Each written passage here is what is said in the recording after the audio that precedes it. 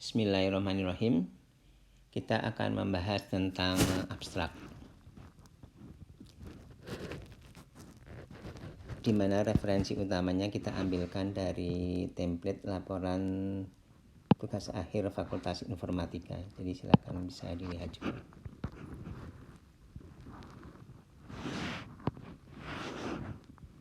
Sebagai kerangka bahasan yang akan kita bahas pada kesempatan ini adalah yang pertama adalah pengantar, kemudian isi tentang abstrak itu sendiri, yaitu ada komponen-komponen yang menjawab tentang apa, mengapa, bagaimana, dan hasil utama dari eksperimen.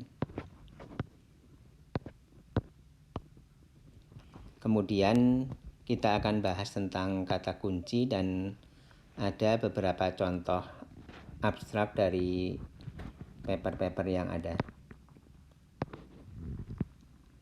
Ya, abstrak merupakan ringkasan dari tulisan, dari artikel ilmiah yang kita baca atau kita buat. Kemudian abstrak itu singkat, sekitar 200 kata. Biasanya terdiri dari satu paragraf, meskipun ada juga beberapa artikel ilmiah yang penerbitnya membolehkan atau bahkan mensyaratkan bisa lebih dari satu paragraf.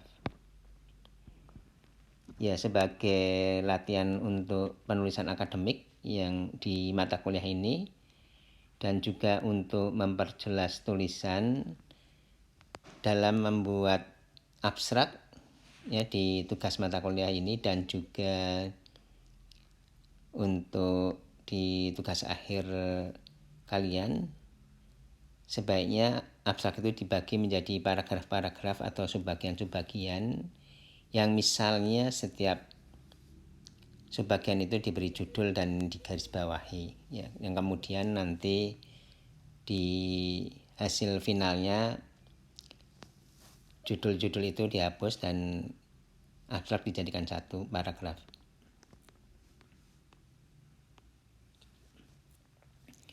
Abstrak itu berupa narasi ya, jadi berupa kalimat-kalimat, tidak mengandung simbol dan juga istilah yang teknis. Misalnya di sini ada satu istilah teknis yaitu MinSub. Ini sebuah istilah teknis di penambangan data ya, yang menyatakan nilai support minimal. Nah, ini jangan digunakan karena abstrak itu adalah berupa narasi yang pembacanya lebih umum. Contoh lain yang kurang baik yaitu dengan adanya simbol. Misalkan ini ada simbol N, simbol T. Misalnya contohnya di sini kalimatnya.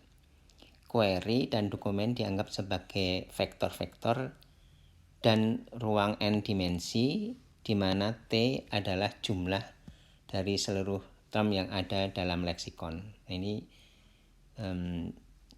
kita tidak atau jangan menggunakan atau mencantumkan simbol di abstrak.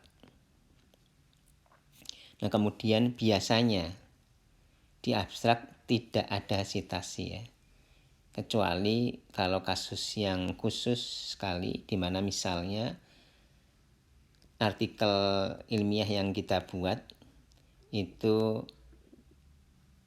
secara garis besar ya, secara yang utamanya adalah menganalisis misalkan sebuah artikel ilmiah sehingga perlu kita sitasi, tapi itu suatu kondisi yang sangat jarang. Isi abstrak itu sendiri berisi atas jawaban beberapa pertanyaan, yaitu apa, kemudian mengapa, bagaimana, dan kemudian hasil utama dari eksperimen. Kita akan membahas tentang yang pertama yaitu apa. Apa lebih lengkapnya adalah apa permasalahan pada topik. Jelaskan juga latar belakang permasalahan topik dan sebaiknya tuliskan juga input atau masukan yang dibutuhkan dan keluaran yang dihasilkan secara sangat singkat. Ya, jadi karena di abstrak penjelasannya sangat singkat dan nanti akan kita lihat contohnya. Ini contoh untuk tulisan misalnya dengan judul Pembangunan Basis Data Parafrase Al-Quran Terjemahan Bahasa Indonesia. Misalkan pada contoh abstrak, untuk menjawab apa permasalahan pada topik, dan juga dituliskan keluaran masukan dan keluarannya. Nah, di sini misalnya contohnya adalah seperti ini. Untuk lebih memahami Al-Quran, salah satu informasi yang penting adalah dengan mengetahui keterkaitan dan kesamaan makna antar bagian Al-Quran. Untuk mengidentifikasi kesamaan makna antar teks, daftar parafrase merupakan salah satu komponen penting yang mendukung. Pada pembangunan parafrase ini akan digunakan korpus sebagai masukan utama, lalu akan dihasilkan basis data parafrase dari korpus tersebut sebagai keluaran. Nah, ini adalah salah satu contoh di mana kita mencoba menjawab pertanyaan apa dan juga kita tuliskan apa masukan dan keluarannya. Ini jadi kalau ada pertanyaan apa ya berkaitan dengan topik itu yaitu topiknya adalah pembangunan basis data parafrase Al-Quran terjemahan Al-Quran bahasa Indonesia, topik atau ini judulnya ya. Nah, ini adalah contoh di komponen apa tersebut. Kemudian yang kedua adalah mengapa. Yang lebih lengkapnya, mengapa topik yang kita pilih tersebut itu menarik atau penting atau bermanfaat. Atau dengan kata lain, apa motivasi mengapa topik tersebut kita pilih. Dan akan lebih bagus kalau ada penjelasan bagaimana dengan masalah ya, atau kekurangan yang terjadi untuk kondisi saat ini terkait dengan topik yang kita pilih. Ya, yaitu dengan kata lain gap. Ya, gap antara kondisi sekarang dengan yang diharapkan. Ini contohnya dengan tulisan yang berjudul yang sama yang tadi, yaitu pembangunan basis data parafrase Al-Quran terjemahan bahasa Indonesia. Ya, jadi kita akan mencoba menjawab pertanyaan mengapa topik menarik, penting atau bermanfaat. Ya, saya bacakan. Pembangunan parafrase terjemahan Al-Quran merupakan salah satu pekerjaan yang penting karena antara lain mendukung pengenalan kesamaan semantik antar teks dalam Al-Quran. Pengenalan kesamaan makna itu sendiri mendukung proses penafsiran Al-Quran dengan Al-Quran. Nah, ini salah satu contoh yang mencoba menjawab pertanyaan mengapa. Ya, jadi kita lihat di sini ada manfaatnya, bagaimana manfaatnya. Kemudian juga kita mencoba untuk menjelaskan secara singkat bagaimana dengan permasalahan yang terjadi untuk kondisi saat ini. Ya, ini adalah contohnya, saya bacakan. Saat ini, sejauh yang kami ketahui, belum ada basis data parafrase untuk Al-Quran termasuk terjemahan Al-Quran. Ya, sebagai catatan yang penting ya, oleh beberapa penulis penggunaan kata ganti penulis seperti kami ya sebaiknya dihindari. Namun tidak sedikit yang juga membolehkan.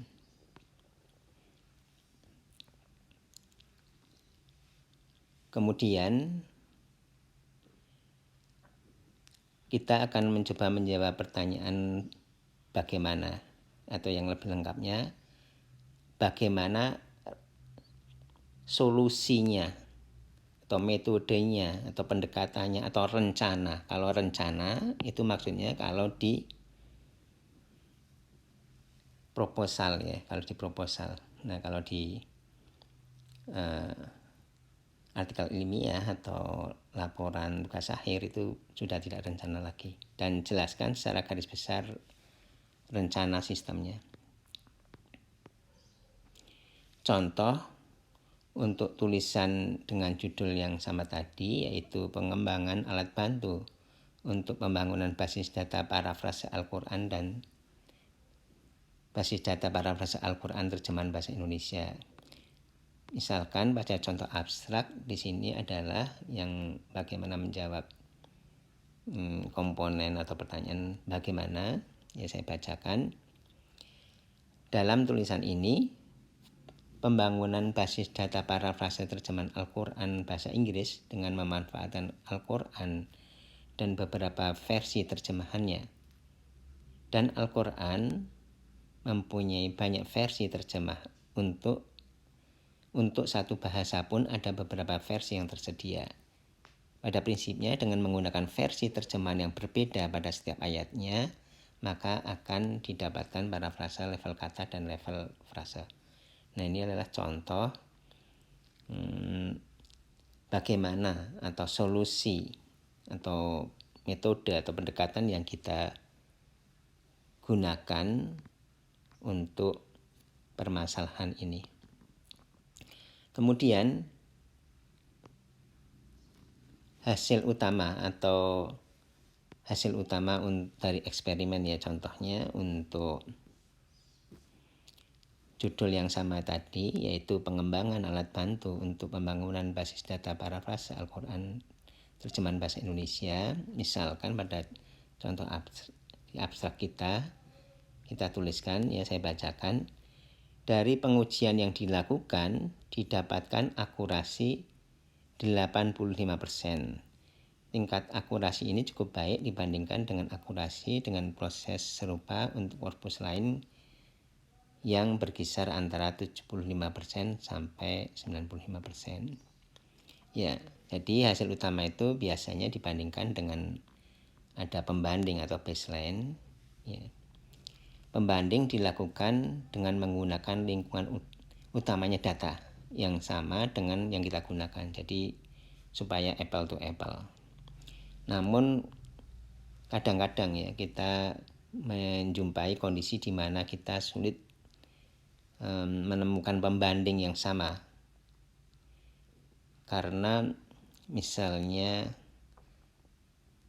belum kita jumpai adanya orang melakukan eksperimen seperti yang kita lakukan ya.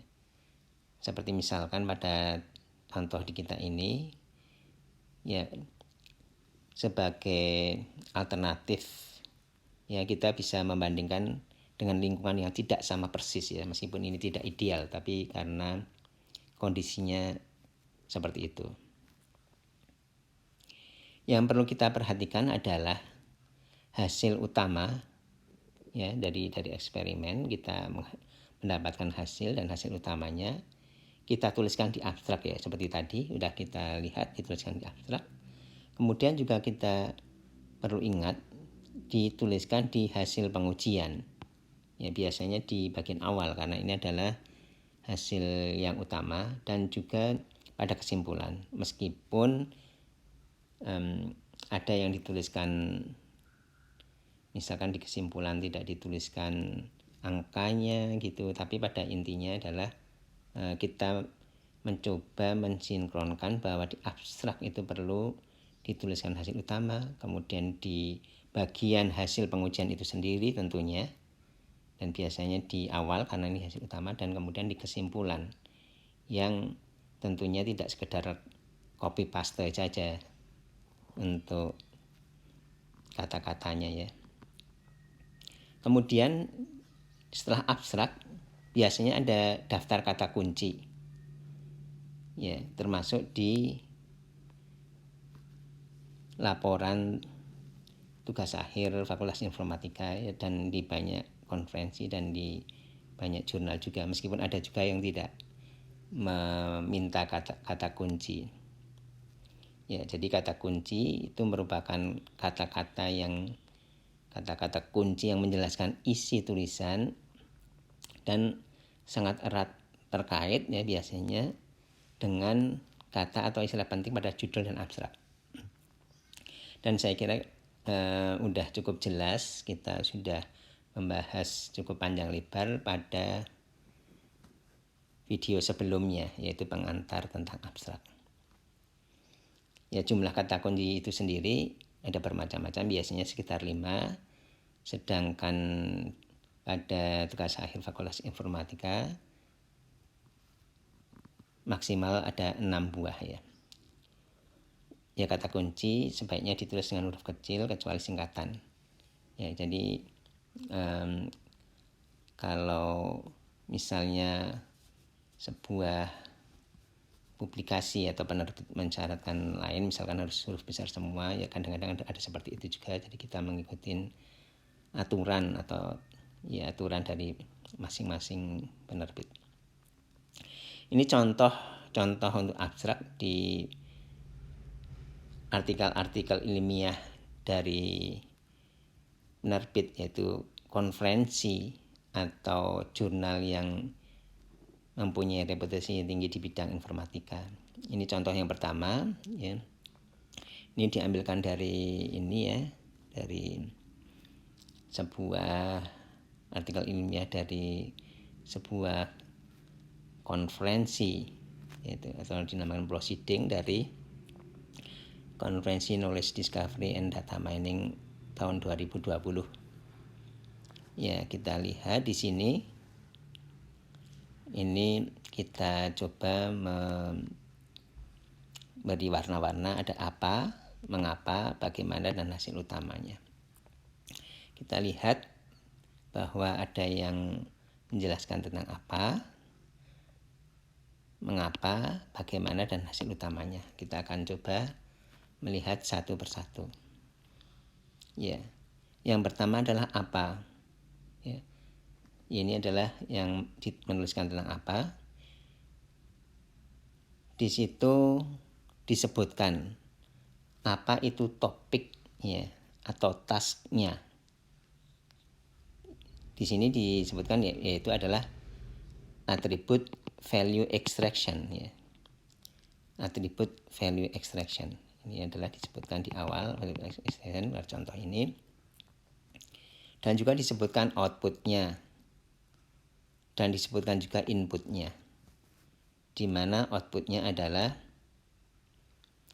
values of an attribute of interest ya. Jadi kita lihat di sini yang tulisan warna biru. Bagaimana mengidentifikasi value of attribute ya.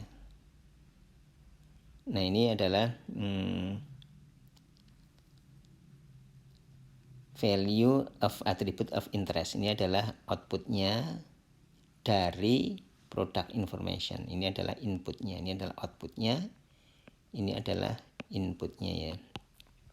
Seperti itu. Jadi dengan satu kalimat saja gitu kita, ini contoh yang bagaimana pertanyaan apa itu dijawab atau dijelaskan dengan satu pertanyaan saja, satu kalimat saja.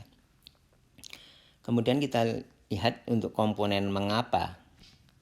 Di sini disebutkan ada 2 hal. Yang pertama adalah karena pemakaiannya yang banyak ya, jadi populer atau banyak. Kemudian yang kedua, untuk menjawab pertanyaan mengapa pada contoh nomor 1 ini dijelaskan juga kondisi sekarang dan kelemahannya atau gap-nya. Gap antara kondisi sekarang dengan seharusnya atau sebaiknya bagaimana. Ya, ini disebutkan untuk yang nomor 1 ini ya, yang banyak pemakaiannya. Ya, jadi dikatakan bahwa merupakan research topik yang penting karena banyak digunakan ya. atau ya banyak digunakan untuk e-commerce dan relation learning. Kemudian nomor 2 ini yaitu kondisi sekarang ada gap. Nah, ini disebutkan bahwa ada kelemahan-kelemahan utama untuk yang existing. Ya, apa kelemahan-kelemahannya? Misalkan scalability, generalizability, ya, kemudian lain-lain. Kemudian juga disebutkan di sini adalah ada riset sekarang itu jumlahnya terbatas, ya. Nah, seperti itu. Ini adalah contoh yang digunakan untuk menerangkan atau menjawab pertanyaan atau komponen mengapa. Kemudian yang ketiga, setelah apa, mengapa, kemudian bagaimana. Ya, bagaimana ini adalah bagian utamanya dari tulisan. Demikian juga di abstrak karena merupakan solusi, ya, merupakan proposed solution, ini metodenya atau pendekatannya. Di sini di contoh ini untuk menjelaskan tentang bagaimana itu diawali dengan kata we propose yang itu menunjukkan bahwa itu adalah kontribusi, ya, kontribusi dari penulis, ya. Jadi dijelaskan atau dituliskan pengantar seperti itu supaya pembaca lebih mudah untuk mengetahui, untuk melihat bagian mana yang merupakan kontribusi, ya.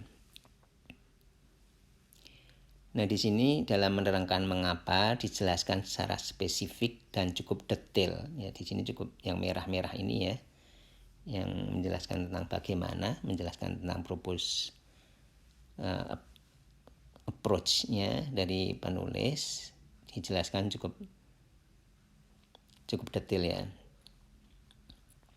Kemudian kita lihat juga di judul, ya. Di judul dicantumkan inti dari pendekatan dari propose method ini, yaitu via question answering multitask approach. Nah, ini dijelaskan di yang merah-merah ini, ya, secara cukup detail bagaimana kontribusinya dan propose-nya yang diusulkan itu seperti apa. Dan ini artinya menjawab pertanyaan bagaimana yang secara cukup detail. Kemudian selanjutnya setelah apa, mengapa, bagaimana, kemudian hasil utama dari eksperimen, ya. Dalam contoh ini dijelaskan juga bahwa menggunakan dataset yang seperti apa, dijelaskan secara umum, tidak dijelaskan nama datasetnya, ya, tapi dijelaskan. Kemudian dijelaskan di sini secara kualitatif, jadi tidak ada angkanya, dan juga disebutkan bahwa itu dibandingkan dengan metode yang ada. Ini adalah dua kalimat untuk contoh di sini bagaimana menjelaskan hasil utamanya. Kita lanjutkan sekarang adalah contoh yang kedua, di mana contoh yang kedua ini kita ambil dari sebuah jurnal IEEE Transaction on Knowledge and Data Engineering tahun 2018. Ini sebuah jurnal yang mempunyai reputasi yang tinggi juga. Di sini kita lihat ada yang menjelaskan apa, yaitu latar belakang yang warnanya biru, ya, ini. Kemudian mengapa, ini adalah menjelaskan mengapa yang warna hijau. Kemudian bagaimana, dan kemudian hasil utama. Ya, kita akan coba melihat satu persatu komponen tersebut, ya. Yang pertama adalah tentang apa. Ya, di situ dijelaskan latar belakangnya, kemudian task atau topiknya yaitu message stance classification itu sendiri yang ditulis di bagian yang menjelaskan mengapa. Ya, jadi dijelaskan juga di sini ya, ada juga nama tasknya atau topiknya. Kemudian kita lihat bahwa ini adalah menjelaskan tentang apa, dan ini sebenarnya menjelaskan tentang apa. Tapi untuk nama tasknya disebutkan di sini ya. Nah, untuk hal ini komentar saya adalah seperti ini. Akan lebih jelas bagi pembaca kalau tasknya yaitu ini message task classification disebutkan lebih awal saat menerangkan apa. Ini adalah menurut saya akan lebih jelas seperti itu. Jadi kalimat atau ini dijelaskan di tidak nyampur dengan bagaimana. Kemudian yang kedua setelah komponen apa, kemudian yang kedua adalah mengapa. Di contoh ini dijelaskan secara singkat pendekatan yang ada, dan pendekatan-pendekatan tersebut mempunyai masalah meski masalahnya tidak dijelaskan ya. Ya, di sini dituliskan ini adalah mengapanya. Oke, kemudian yang berikutnya adalah bagaimana. Pada contoh ini diawali dengan kata-kata we argue yang menunjukkan bahwa itu adalah propose method dan juga kontribusinya ya. Jadi seperti halnya di contoh abstrak untuk contoh paper yang pertama, di sini juga ada awalan kata-katanya yang diharapkan lebih memudahkan pembaca untuk mengetahui di bagian ini adalah merupakan kontribusinya utama. Ya, di sini dijelaskan secara agak singkat tentang komponen bagaimana. Kemudian komponen berikutnya di contoh kedua itu hasil utama. Di sini dijelaskan datasetnya juga secara singkat. Kemudian pembanding atau baseline-nya dan apa saja yang diukur. Nah, ini contoh agak lebih panjang ya dibandingkan dengan yang di contoh paper pertama untuk komponen hasil utama ini. Kemudian kita lanjut contoh ketiga yang kita ambilkan dari jurnal internasional untuk computer vision. Ini sebuah jurnal yang mempunyai reputasi tinggi juga. Kita lihat di sini di abstrak ada komponen apa ya, relatif sedikit, kemudian bagaimana juga relatif sedikit di sini contoh ini. Kemudian yang bagaimana ini mayoritas ya, yang merah-merah ini secara cukup panjang lebar. Kemudian ini adalah hasil utamanya. Kita lihat satu persatu. Saya kira udah cukup jelas ya, jadi tidak perlu kita lihat satu persatu. Kita lihat di sini karena apa dan mengapanya itu pendek saja, kemudian bagaimananya itu secara panjang lebar, dan ini ada kata-kata we introduce ya. We introduce ini juga mirip-mirip dengan contoh pertama dan contoh yang kedua ya, mirip-mirip dengan contoh yang pertama dengan contoh kedua. Artinya di kontribusi itu diawali dengan kata-kata yang menunjukkan bahwa setelah ini itu adalah ada sesuatu yang merupakan kontribusinya ya. Saya kira seperti itu untuk abstrak. Terima kasih, semoga bermanfaat.